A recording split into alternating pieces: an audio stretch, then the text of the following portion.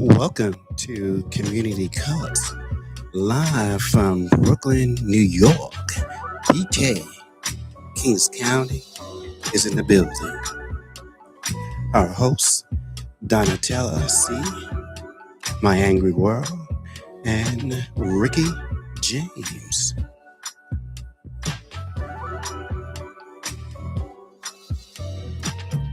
Our guest tonight, Anthony Beckford.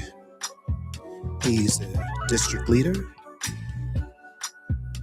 for the 43rd District, Central Brooklyn. Oh my goodness, can I jump in now?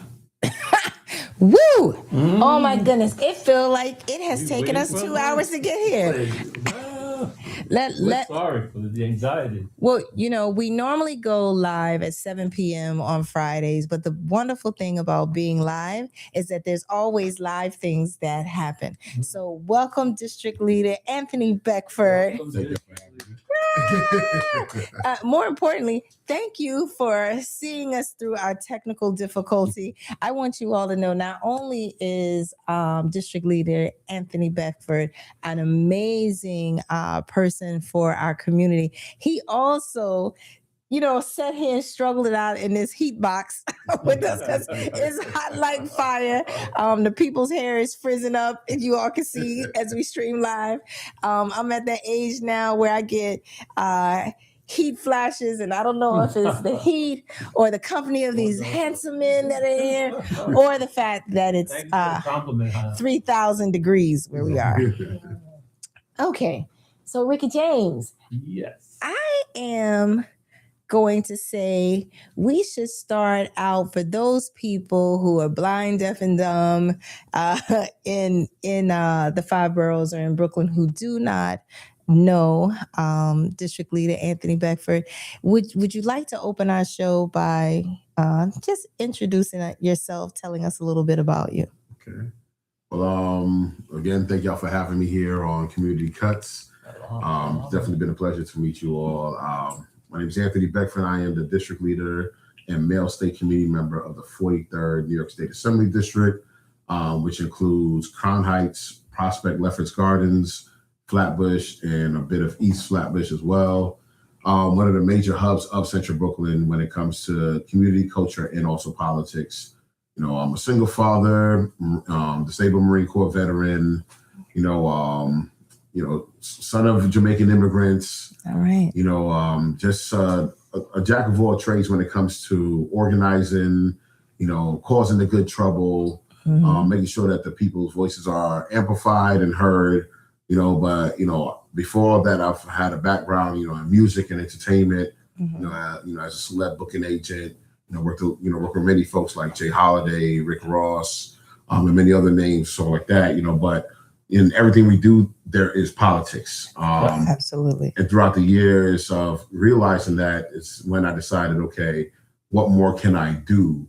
Started my advocacy when I was 12 years old. Helped stop the racist rezoning of our school district. Because everybody knows that rezoning is not always a good thing to benefit our community. Absolutely. Gerrymandering. Yes. So while we're at the school board meeting, I asked my mother, for pen and paper. She thought I was doing homework, while I was there basically writing a thesis, on why I felt, this was wrong, why I felt this was, unjust, at the age of 12. And that led to the school chancellor at the time, Dr. Gardner, to pay a surprise visit to our junior high school. At the time, I attended IS 232, which is Winthrop Junior High School, when it was in the district before the actual, political rezoning happened. And my principal and vice principal were scared. They didn't know what I did, why he was there. For the chancellor to come visit. First time to ever come to the school. Really? They pulled me out of Spanish class. I'm like, wait, hold up. What's going on? They called it an emergency assembly. So that even got me more shook. Like, wait, what's going on? Like, what did I do? Saw this tall figure on the stage. And, come find out that was Dr. Gardner. I didn't know who that was at the time, and as he put his arm around me, he told my peers, he's like, this young man here is the reason why we took an emergency vote last night, and we chose to stop, the rezoning of your school district. Wow. So at 12 years old, Absolutely. 12 years old, that warrior within me, awakened. And from then, I just been hitting the ground running with advocacy.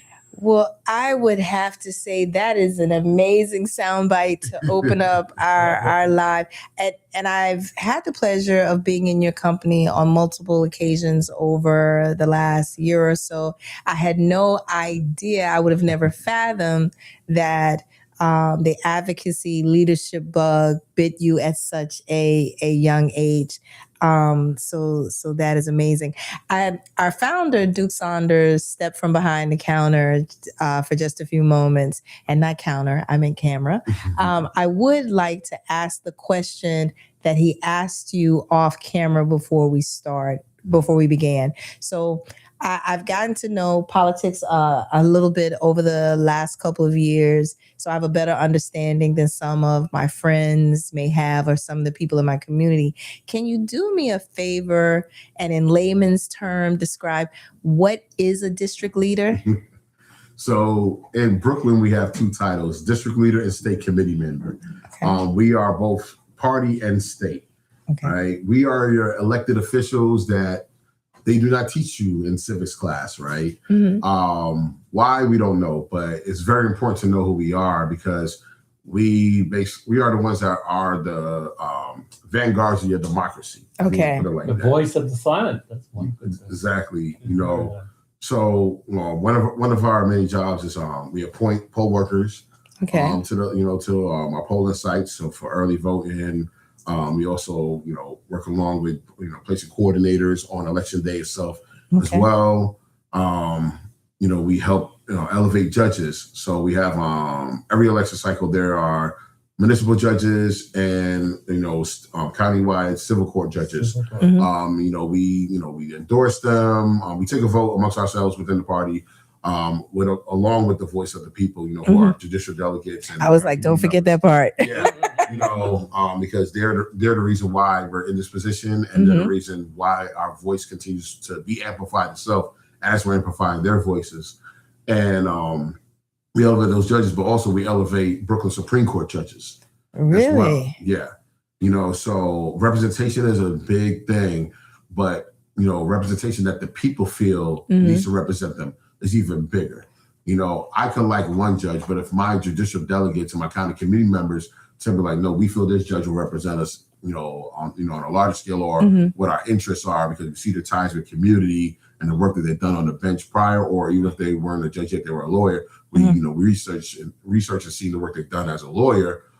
Then I will take that to my vote, because it's their voices that count, right? I have to represent the community in my best way within the democracy. And another thing we do is, we vote on party rules, and also, the party chair. So I'm also the third vice chair of county committee in the party, and I'm also the chair of rules and the chair of public relations in the party as well. And I'm honored to have these roles because these weren't things that were given, what's the word? Just so lightly. Right. My work spoke for itself. My dedication spoke for itself. And the fact that, as being somebody who is progressive and, a change maker for the people and all the work I've done throughout the years, that basically led, to the positions I have now, especially for me to become elected in 2024. Yeah. I'm sorry. Go ahead, Rickie. Have you ever interviewed or had within your district meetings someone that's off color for what your district is famous for?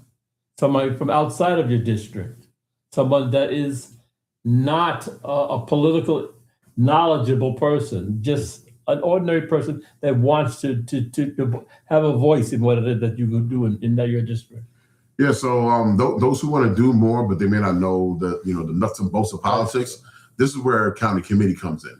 Right. So county committee, that is the body, the fuller body of the party that represent the representation of the district, to represent each ED. So the 43rd Assembly District has 68 EDs. What is an ED? Electoral district. Okay. So you have I'm asking for you guys. So you have your AD, which is your Assembly District, Mhm. which we're a part of, and your Assembly members are a part of that as well too. Mhm. Then you have your ED, which is your electoral districts. Okay. We also tie into council districts as well too. In the 43rd, we have 4 council districts, 1 Assembly district, 1 Senate district, and 1 congressional district. But within your building, within their 2-block radius, that is your electoral district. So if you go to the polling sites and you happen to see, let's say in the 43rd, you see 43, and you see another number, the other number is your electoral district. That represents your block, your 2-block radius, your 4-block radius. And we have county committee members that run every 2 years to basically represent you.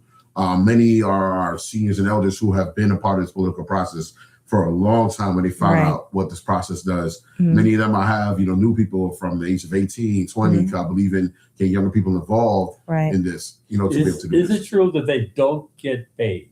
So they don't get paid.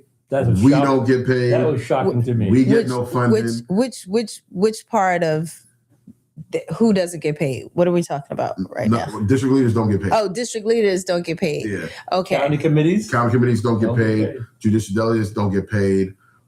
So we're basically what you call your elected volunteers, right? But that also shows our dedication.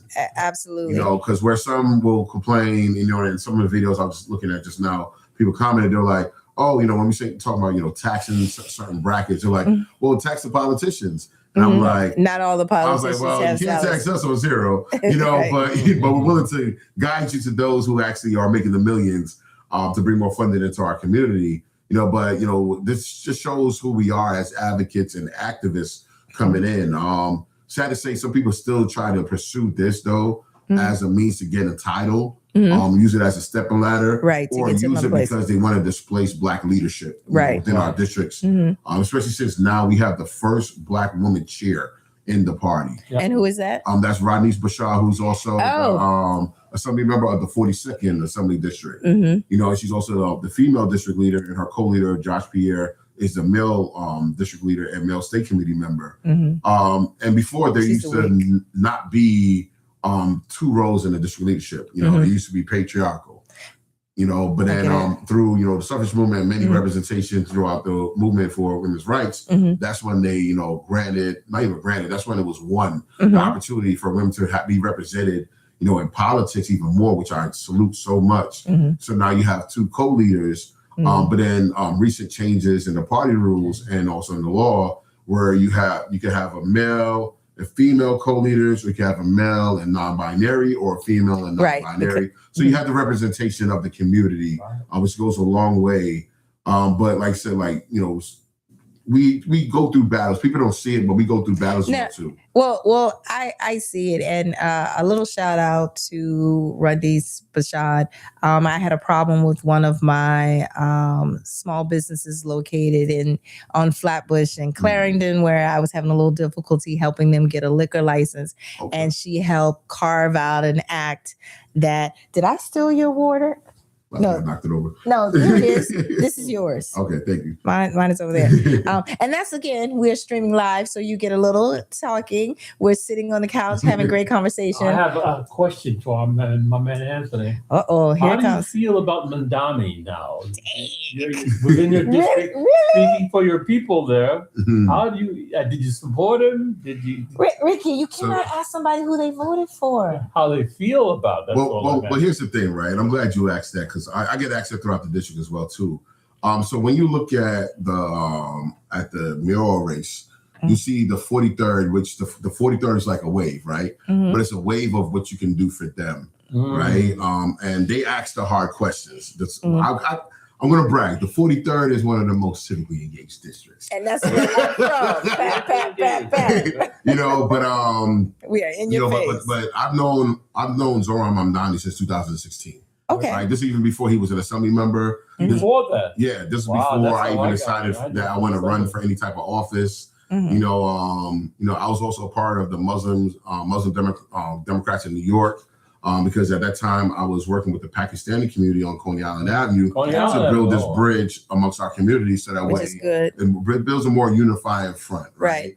But also, we learned that our issues are the same, and we don't become divided by Right. the political games that are out there. Right. And his platform has been consistent from then to now, because it's been all of our platforms. Mm. You know, from childcare, like I said, I'm a single father. My mother was a single mother, so Mhm. like I knew these issues from Right. adequate funding, representation within not only government but agencies, but also making sure that agencies work. Right. Right. In Mhm. regards to funding, programming, but also accountability.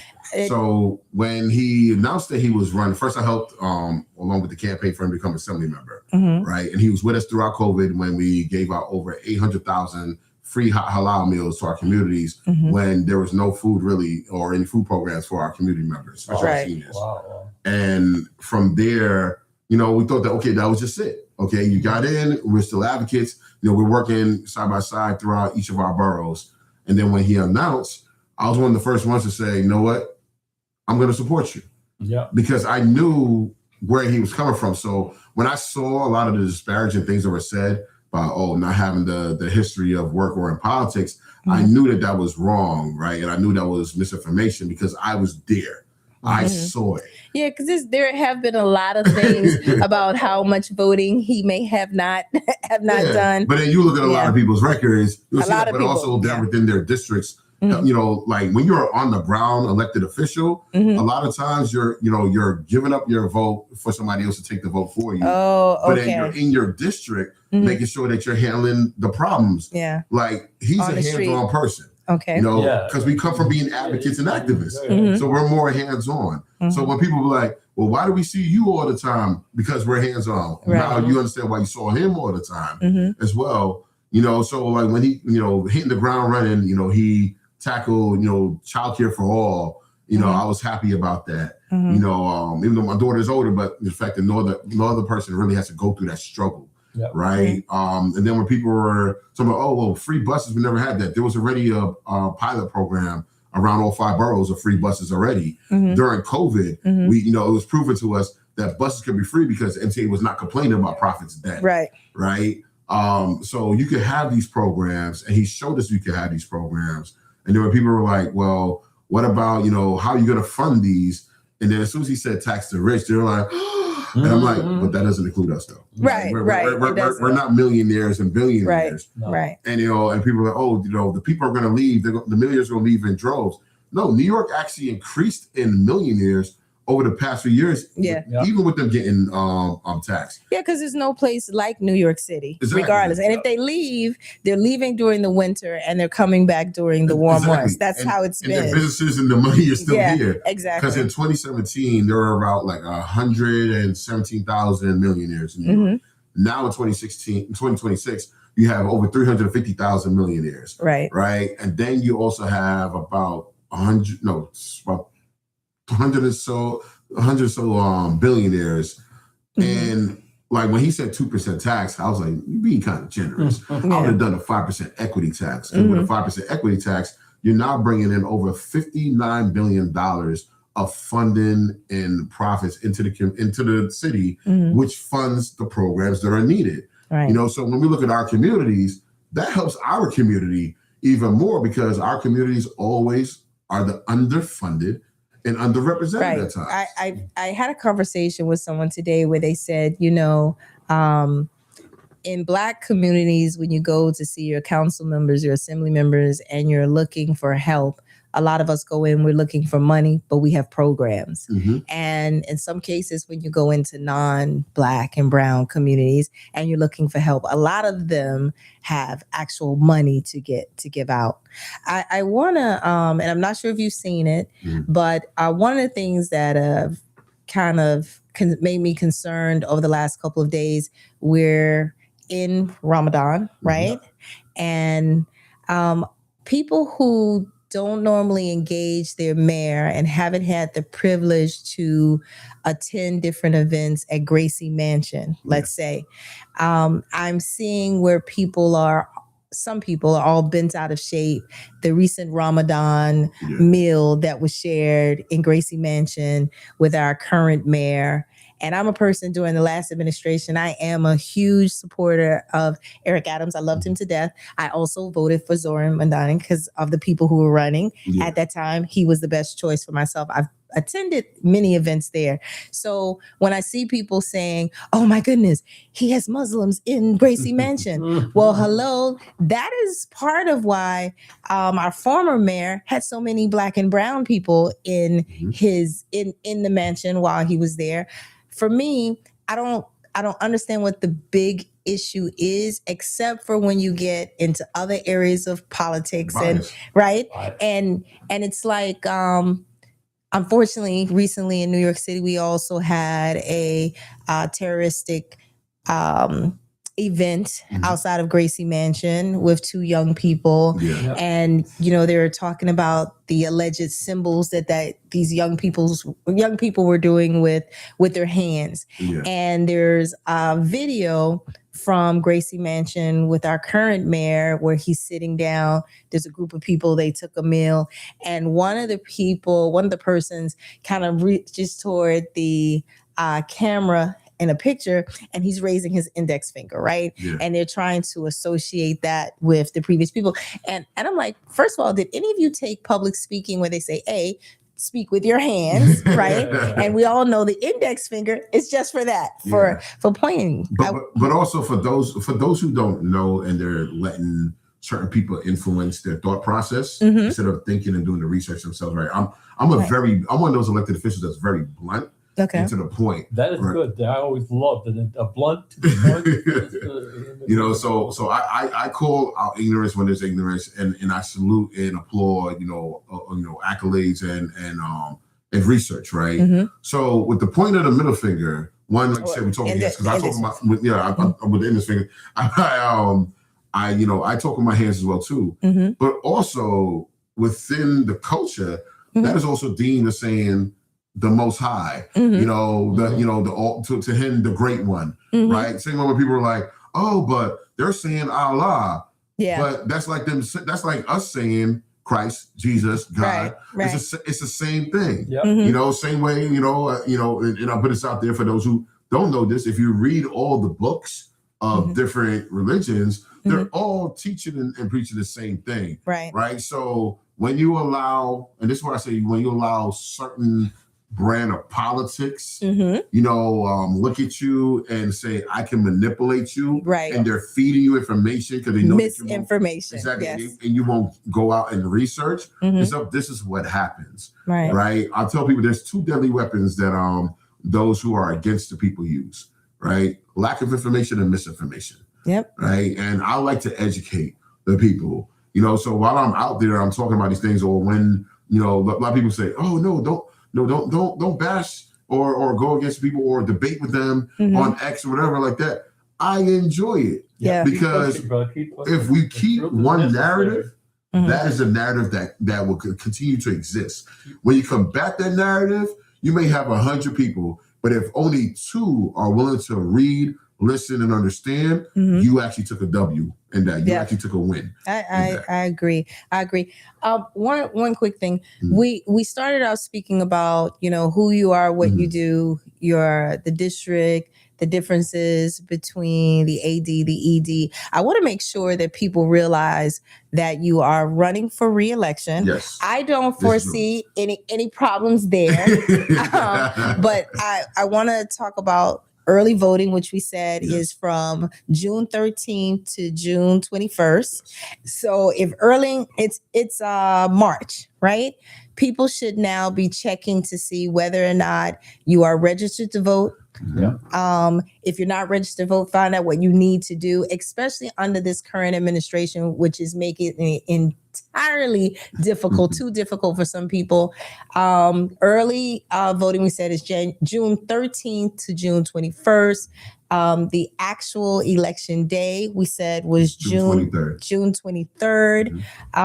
You can find District Leader Tyson Beckford on, oh shoot, I said Tyson Beckford.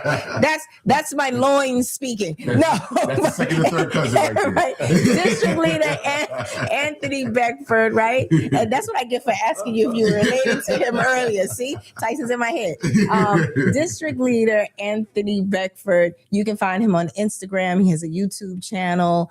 And are people allowed to donate to your campaign? Yeah. Your campaign? Yes. So if they go on anthonybeckford.com, I try to make it simple. My name, I believe in branding a lot, right, so people can remember you anywhere, right?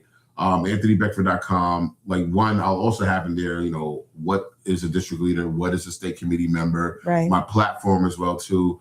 But also you'll see the Act Blue link where you could trusted link. I've used it many times. Be able to donate, but also you'll see on there where you can volunteer as well, right? So right now we're going through petitioning season. Petitioning season stops on April 2nd. Okay. Right. So like today I had a massive drop off back to me to check our numbers, clean our petitions, and see what's needed more, because we may be safe as district leaders in our counts, and some member might be safe as well too, at the center as well.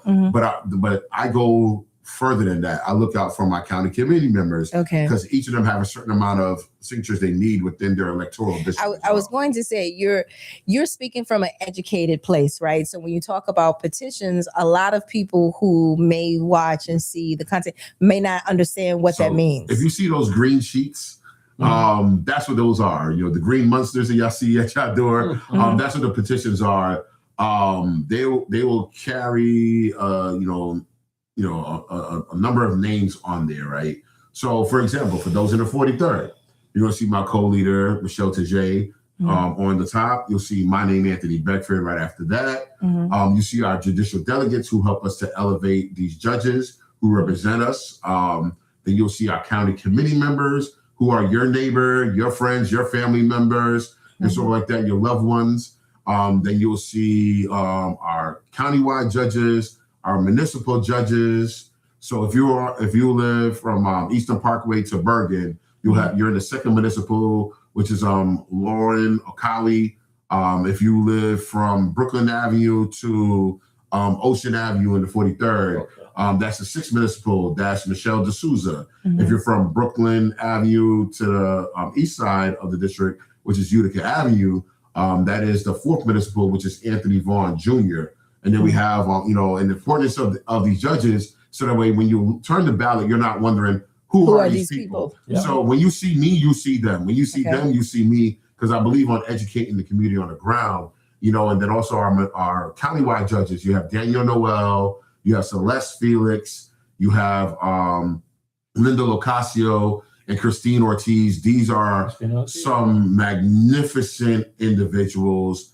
They're not running against each other. They're actually working together, which we like to see. We like to see coalition building and collaborations. But you'll also see Assembly Member Brian Cunningham on there. You'll see the Congresswoman Yvette Clark on there as well too. So don't be afraid to, if people knock on your door and you see these names on there, make sure that, you sign. If you're a registered Democratic voter, right? Make sure you sign, make sure you print your name, make sure you put your address on there, and just do it with a smile, because we have volunteers out there who are working extensively who are helping to represent you and your voice when it comes to these petitions. Now, the petitions are not a vote, right? They just get the chance for us to get back on the ballot. For many of us, for our re-elections, for many of them, their first time being elected. But it's an opportunity for your voices to be heard and for you to have the representation.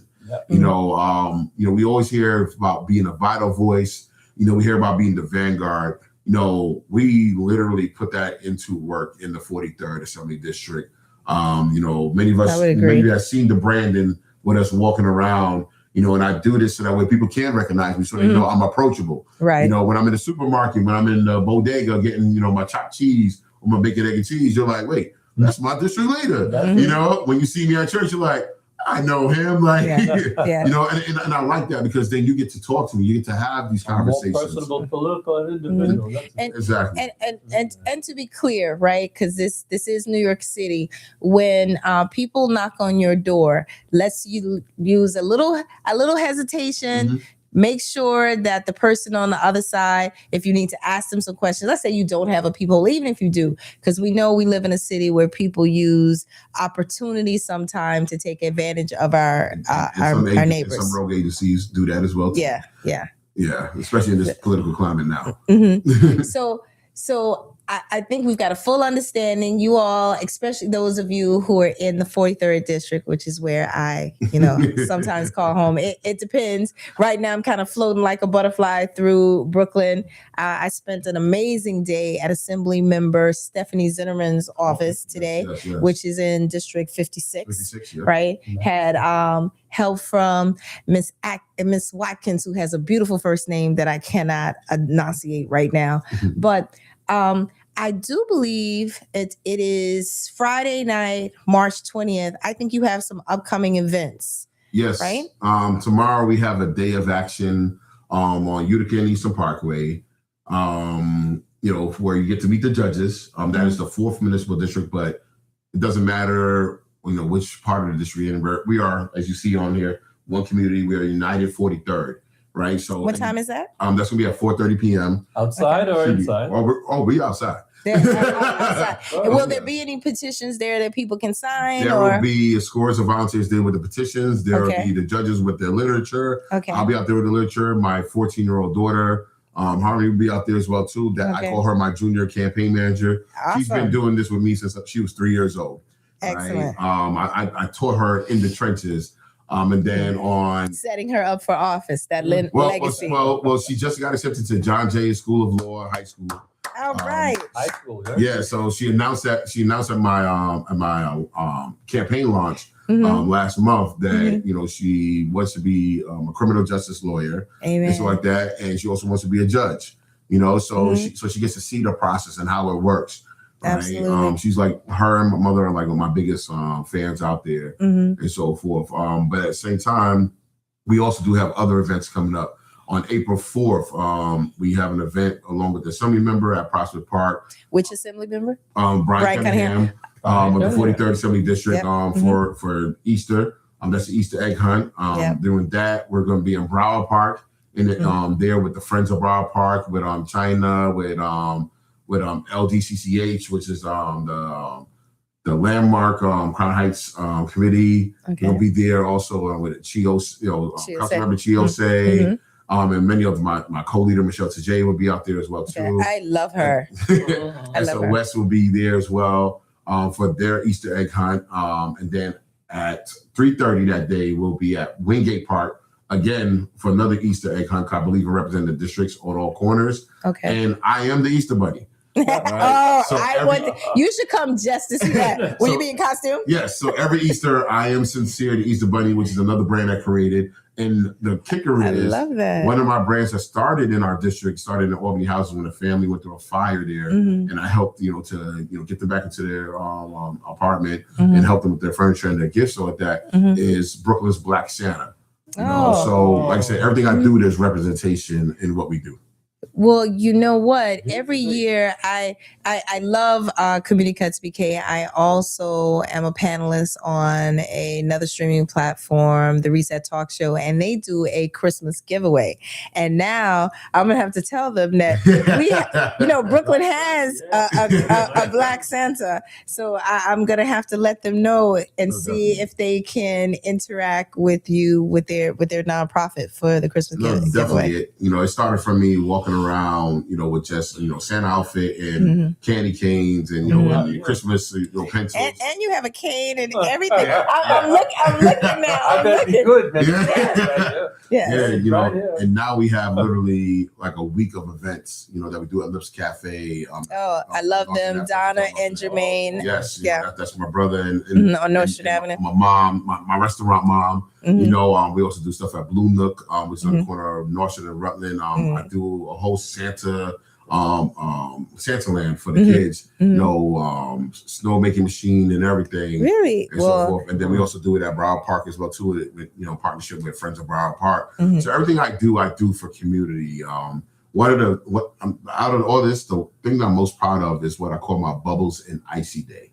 Okay. So that's an official day in New York now on July 23rd that Governor Kathy Hochul, through the introduction of the resolution through Assembly Member Brian Cunningham on my behalf, honors me for the work that I've been doing, but it also makes an official day in New York where I started off with a styrofoam cooler, some storable ices, in that net pack in supermarkets, some Capri Suns and waters, and 2 bubble machines. Started at, and just let the kids have fun, because one day I looked at a housing area and I looked at the park across, and you always heard of the school to prison pipeline, right? But people don't understand that a lot of times there is a housing to prison pipeline from the conditions that they put you in, right? Which affects your mental health, and your thinking and so forth. And I was like, wait, those are the cells. This is the yard. So I said there needs to be a change to bring the kids and the families to us so we can help engage with them. It's like that, and also have that community connection. So it went from that to now being an official day in New York, to where we have an icy man that helps us, Mr. Scoops. That gives out free ices all day for us. This is July 23rd. July 23rd, and we do that at Mark and Jason's playground right behind MS61. It's on Sterling between Nostrand and New York Avenue. Okay. We have a DJ out there, DJ Mitch. Factorial. We bring resources from different agencies and the different electeds to the park. We partner with Fund Bash to have the big games with elite learners and many other community-based organizations, and even Metro Plus Health.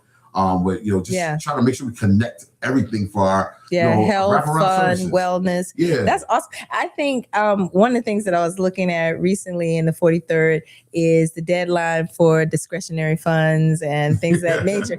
I think I'm going to have to take my small business and put some things in the pipeline where I would love to partner. I'm actually thinking about, I want to be able to feed our homeless community, which is so difficult right now when you think about small business restaurants, especially of Black and brown people, because we are struggling under this administration, right? You have tariffs, things are more expensive, people are coming out less, especially in the Caribbean community where there's still a threat with ICE and things of that nature. And then saying, hey, I want to put together this program. How much would it cost to feed 300 individuals? Knowing that meat and potatoes and things are still really, really expensive. I know we've had you here for a very long time, and we know that you were supposed to be some other places tonight, so we appreciate you being here. I want to make sure that the primary message that you wanted to get out to our viewership, I know it's, re-election. And again, early voting June 13th through June 21st. The actual voting takes place on June 23rd. I want you guys to treat this election period, those of you in the 43rd, the way you treat your Sunday brunch, events, the way you go to church with friends, the way you celebrate with family.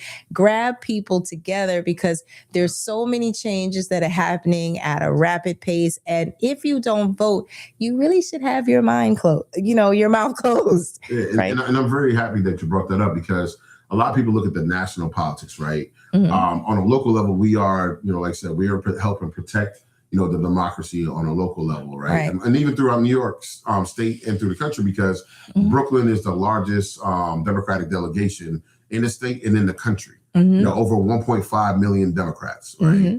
But at the same time, we have to pay attention to the threats that are local. Right. We do have organizations and entities that have special interests, special agendas that are actually actively right now trying to remove Black leadership from our districts. That's right. And we have to take this as a very serious threat. Right. So if you're going to look at Trump on a national level, look at these as mini Trumps, right? About the way that they act, because white supremacy does exist. Absolutely, right? It does exist, and it infiltrates our communities. A lot of times, it acts like it's an ally when it's not. That smile in the face, stab in the back type of mentality, and so like that. Because even now, throughout Brooklyn, all of the Black district leaders are being challenged. Right. And there's only one person that is, and they're not from our community, that is literally out there making these threats towards us, and also wants to remove the first Black woman chair of the party. Yes. So that right there is bigotry, racism, and white supremacy wrapped up in one. No matter how they try to put a cute bow on it, it is still what it is. And we have to understand how localized it is, right? Because at the end of the day, we have to make sure we come out to the polls as if our lives depend on, because it does. Our representation, our political equity, everything depends on it. But not only just for us, but for the generations that are coming after us. Absolutely. We have to solidify the foundation now to make sure they're able to build up then. Oh, wow. I feel like if we were somewhere, I could stand up and give you applause. That was excellent. I know we had you in here kind of late. It's 8:44. And as I say on every Friday, we know Rickie got a date tonight. So we're gonna. I got a question. One question before Anthony leaves. Construction inside of his district. They talk about it in the community boards in districts 43 and 56 of my community, and they talk about developers coming into your community and deciding to do damage. Yes. Yesterday, I was at a large meeting of construction workers, construction people, and professionals. Yes. They did say, we sat down and listened, and there was a group of Black people, young Black men, coming out from nowhere at all, taking over the entire, and the questions they asked was insurmountable.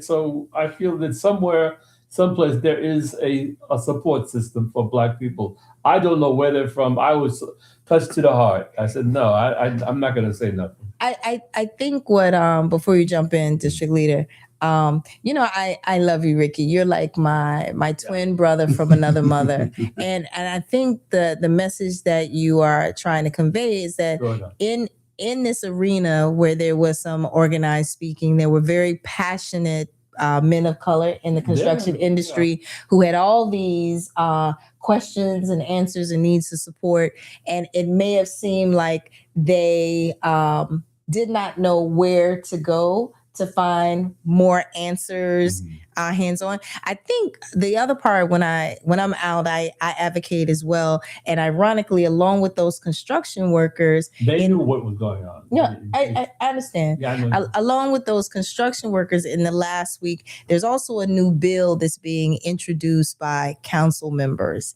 And this new bill is around independent contractors in transportation. And so, as you may or may not know, in our borough, there's quite a large amount of Black and brown drivers who drive for DHL, FedEx, Amazon, and things of that nature. And this bill, city school buses, also. Well, this bill in particular is, I get it from the business side, right? So from the business side, they want to say, hey, Amazon, you have to participate with the union, right? People need a living wage. They need benefits.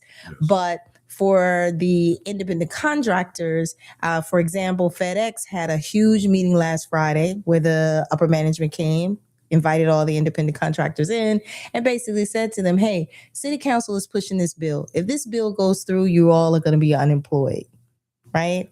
And so I think what we're saying to those Black and brown men who are listening, and women, and however you identify in 2026, take the time out, figure out what district you're in, because I'm amazed at the people who don't know what district they live in, right? Go out and meet your city council members, meet your assembly members, meet your district leader where he says to meet him. But you can't just ask for things from your leaders. You have to also support them and give them the power to do things. So if District Leader Anthony Beckford says, I need X amount of signatures on this petition, what I loved about what you said is it's not so much you're worried about the signatures for yourself, but also those that you work with in the community. Yes. You know, and that's what leadership is, right? Leadership is not about self. Leadership is about the shared responsibility, the collectiveness. Even though I know that's a trigger word for some folks out there who are like, wait, collectiveness. Yeah, that's collectiveness is community. Right. Let's look at Black Wall Street. And, you know, if we want to look at history, let's go back to that and look at now, right? But in regards to, you know, what you were saying when it came to, you know, the fear that corporations put to the workers, same thing we said to workers. I stood on the picket line with many, right? I'm making my business to never cross a picket line, right? Do not succumb to these fear tactics, right? Because these corporations make millions and billions, right? If they have to let you go, they're not making the millions and billions because you are the ones that keep it running. You're the engine, right? So anytime anybody tells you that you're not important or that you're not a factor, or they say, I can easily let you go, understand that the fear that they're coming from of saying, they're thinking, well, if they go along with this, you know, then we have to actually give them what they need. Yeah. But if they don't go along with this, they're gonna call my bluff. You know, they're gonna be like, oh man, because like look at some of the Amazon factories that did unionize, right? After they tried to union bust and did so many tactics, even got, you know, their own workers arrested, and some that still came across, you know, the finish line of victory. Now look at them, livable wages, you know, actual health care. Well, that's one perspective, and the one thing that I want to take back, I want to give back to your district is independent contractors. It's a little different, right? So the independent contractors are people who are functioning small businesses, and if this bill passed that says these delivery services cannot use independent contractors anymore, all of those Black and brown people are now out of business, right? And for them to then become an employee of said organization defeats the money in their pocket. No, exactly. So in regards to that, contact your council members. Contact that you could Google their name and their numbers, their offices. There's two numbers. There's the one in the office that's in City Hall, or the building that's near there, and also the office within your district. And contact them, write them letters, send emails, organize amongst each other. Right, because like I said, like there's that part with the union workers and there's part with the contractors, right? Excuse me. And as myself being an entrepreneur, you know, I'm a small business owner, but I'm also, you know, entrepreneur. I do contracts, you know, as well too. When it comes to entertainment, everything like that, you know. So I understand like for you to be able to have your meat and your gravy, you know, to be able to eat, but also feed your family, but also live a life as well, you know. So sometimes these bills, when you make enough noise, these bills will be brought back into committee. They'll be returned back so that way there can be an amendment, right? Because the same thing happened with housing bills, right? Where you keep on hearing landlord, but sometimes there's no differentiation between a corporate landlord and a small homeowner who one is, you know, retired, trying to make sure they afford, you know, the rising mortgage costs or the rising property tax, but also took it upon themselves to say, you know what? There's unhoused people out there. Let me provide housing for them. Right. You know, which now you see the mayoral administration is not offering you, you know, money to say, hey, build a property, you know, on your property so that way we can house more people. This is something that people have been yelling at for a long time, but that only came because the people organized and made their voices heard. Absolutely. And if you don't know how to organize, start it within your block. Start it within your community. You start it in your living room. You know, if you have a tenant association, make that another purpose, right? An extension of that, so that way you have the bodies, you have the voice, and have the amplification.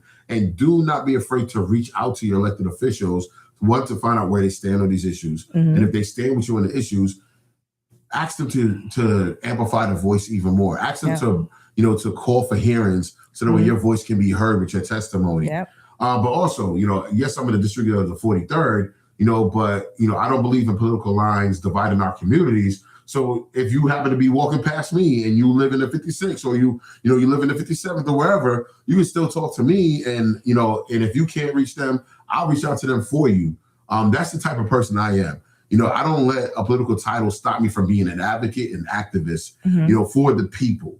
right? Not just the people who vote for me, but the people in general in our communities, because this is how we recondition the mindset about being divided based off of where you live and what your zip code is. That way, this is how we bring back not just neighborhoods, we bring back community throughout. What community district, community board that you're in? I'm in 2. What is your district? We have a snippet of 14, snippet of 8, but mainly 17 and 9. 8 was what Mrs. Rutherford was in? Was it? Yes. Yes. She I remember that. Yes. Rickie's showing off. I don't know politics that well. Well, we could talk forever and forever.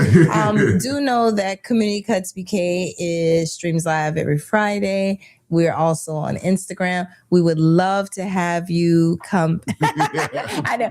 Great hosting. That's because I'm an Aries. Well, my birthday is next week, and I'll be talking about that later. I know. I'll be 25 again for the 25th time. No, but it's been an absolute pleasure having you here, District Leader Anthony Beckford. I got to write that time. But we are going to let you go. Those of you who want to support our district leader in these things that he wants to do, your first plan of action tomorrow at 4:30 is to be at Utica and Eastern Parkway. Meet some of those judges that will be on the election ballot tonight. I don't think people know this, but you can text 311-692, which is a 24-hour a day, 7-day a week live chat with 311. You can ask them any question at all, and they will give you an answer within reason. Let me say that. I forget. I'm sitting in Brooklyn saying that. Don't be asking any wild stuff to the 311 operators. And then on the following weeks to come, we would love to have you come back. Consider this your home. My pleasure. Shout out to your videographer. What's her name? Oh, Petal. Petal. I have asked Petal her name several times. I changed her ethnicity. I made her Jamaican, but she is from Guyana. Absolutely love her. She's very quiet. And of course, our founder, Duke Saunders, who has opened up his very, very warm, beautiful living room to us. And Rickie James, are you ready for that date now? So we're going to say goodnight. Thank you, everybody. Woo! Yowza. That is how he is. I'm sorry. And then we have our little music. The mic is still hot, so be careful.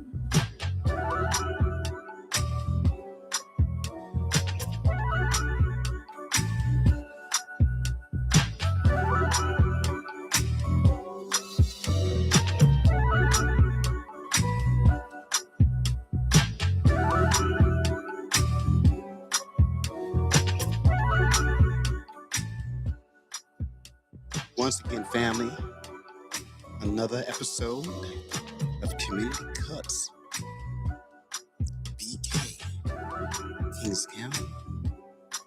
I hope the information that you received tonight, you can benefit from it. I know you can. I thank the district leader for coming on to Community Cuts and talking to the community. Thank you, Anthony Beckford.